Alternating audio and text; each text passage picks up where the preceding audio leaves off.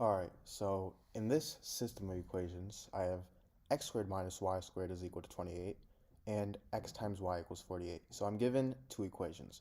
Let's just say that this is equation 1 and this is equation 2. So what I want to do is find the value of x plus y. So what is the value of x plus y? And finding this is fairly simple when we find the value of x and the value of y.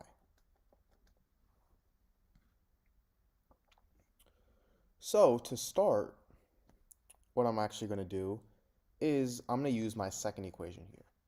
So equation 2 is x times y equals 48. And what I'm going to do is I'm going to solve for one variable in relation to the other. So it doesn't matter which one, but for this case, I'm going to solve for y.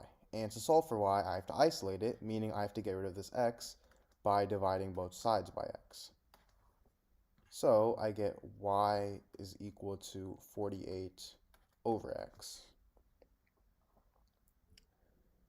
Now, using this equation, I can plug this back into equation 1. So equation 1 is x squared minus y squared is equal to 28. Now here we got y is equal to 48 over x.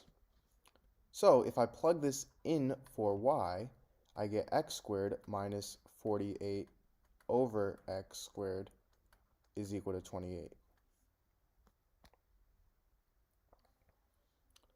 Now I can substitute the 2, so I get x squared minus 48 squared over x squared is equal to 28.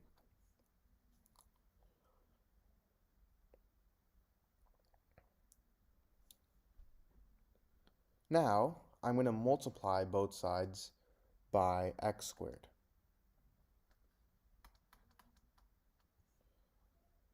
So now, for my left-hand side, I have to distribute the x squared. X squared times x squared is x squared squared, or x squared to the power of 2. Now I have this minus 48 squared over x squared times x squared. These two x squared cancel out, so I just get 48 squared. And now this is equal to 28x squared. Now I'm going to subtract 28x squared on both sides. So I get x squared to the power of 2 minus 28x squared minus 48 squared is equal to 0.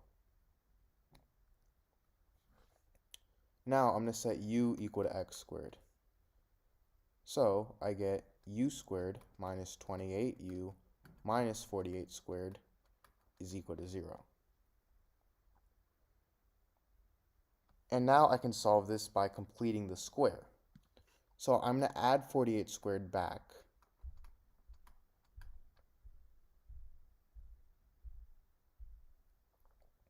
And now I get u squared minus 28u is equal to 48 squared. Now I'm going to add this, so negative 28, or we can say just positive 28. I'm going to add this divided by 2 squared on both sides. And if you guys don't know what completing the square is, you have to go watch a video on it. So I add this on both sides. I get 28 over 2 squared on both sides.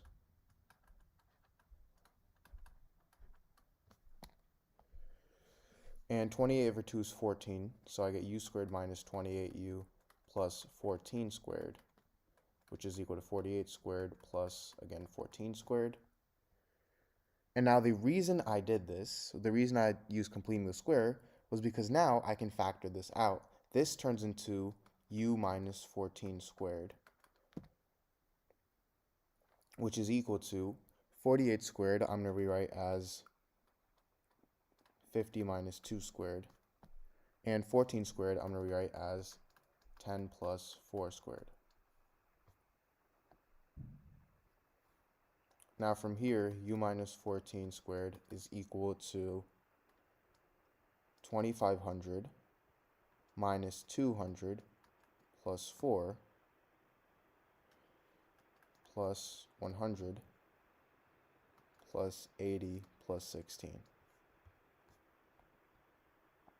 And now if we add these up, we get u minus 14 squared is equal to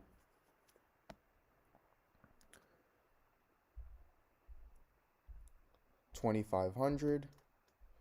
And if we take the square root on both sides, we get u minus 14 is equal to positive or negative 50. So we get two equations. Now we get u minus 14 is equal to positive 50 and u minus 14 is equal to negative 50. So u minus 14 is equal positive 50, I get u is equal to 64. And u minus 14 is equal to negative 50, I get u is equal to negative 36.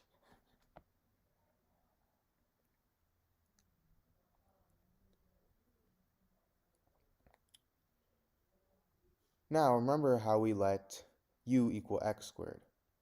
So this means that x squared is equal to 64 and x squared is equal to negative 36. Well, we can't have a number squared equal to a negative number, so this is wrong, meaning that x squared equals 64 is my only proper equation, and if I take the square root on both sides, I get x is equal to positive or negative 8. So these are my two solutions to this problem. And I know that I said this wasn't work, but there actually is a way we can use this to find solutions, not real solutions, but imaginary solutions. So to do that, what I'm going to do is x squared is equal to negative 36. If I take the square root on both sides, I get x is equal to square root of negative 36. And the square root of negative 36 is the same thing as the square root of 36 times the square root of negative 1.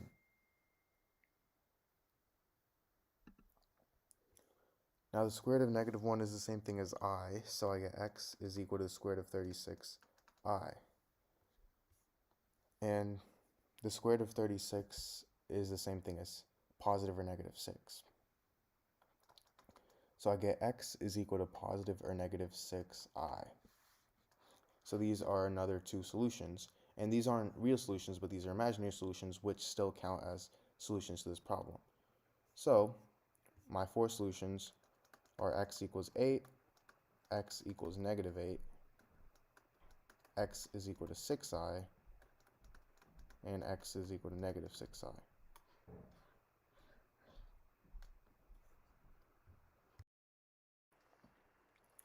So in this video, I'm going to solve the problem 2 to the power of 19 minus 2 to the power of 18.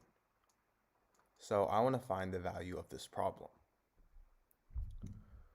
So for my solution, I'm going to start by rewriting my problem here. So 2 to the power of 19 minus 2 to the power of 18. And to start off, I'm going to rewrite 19 here as 18 plus 1. So I get 2 to the power of 18 plus 1 minus 2 to the power of 18. And if I have something in the form a to the power of m plus n, this is equal to a to the power of m times a to the power of n. So 2 to the power of 18 plus 1 is equal to 2 to the power of 18 times 2 to the power of 1. And now I have this minus 2 to the power of 18.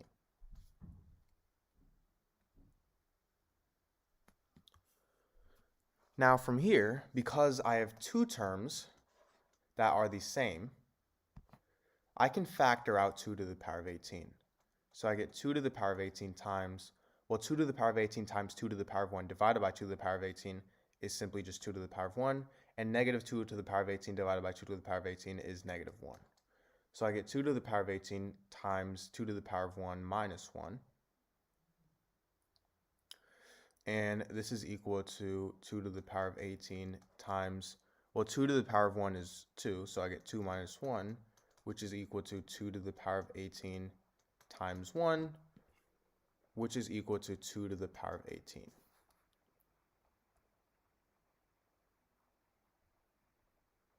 So I get 2 to the power of 18 as my answer. Now, there is actually another method of solving this problem. So going back, our original problem was 2 to the power of 19 minus 2 to the power of 18, right? And what we did was we wrote 19 as 18 plus 1, and we solved it by factoring out 2 to the power of 18. So now, what if instead of rewriting 19, I rewrite 2 to the power of 18 as 2 to the power of 19 minus 1. Now,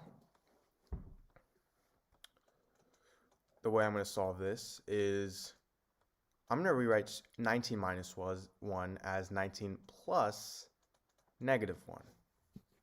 Now, I can still use that property that states that if I have something in the form a to the power of m plus n, this is equal to a to the power of m times a to the power of n. So 2 to the power of 19 plus negative 1,